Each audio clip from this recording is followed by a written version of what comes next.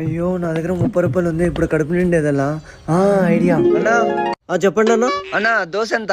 30 రూపాయలు అన్న. ఒక దోశ ఇచ్చేయండి అన్న. అన్న దోశ అన్నా చట్నీ అన్నా. ఏంది రేడు? అన్నా చట్నీ అన్నా. మరి ఇప్పుడే కదా వేసింది. అన్నా అన్నా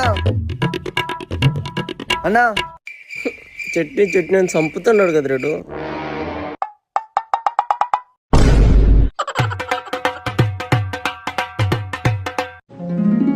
అన్నా ఇందన్న 30 రూపాయలు. పోరా స్వామి పో.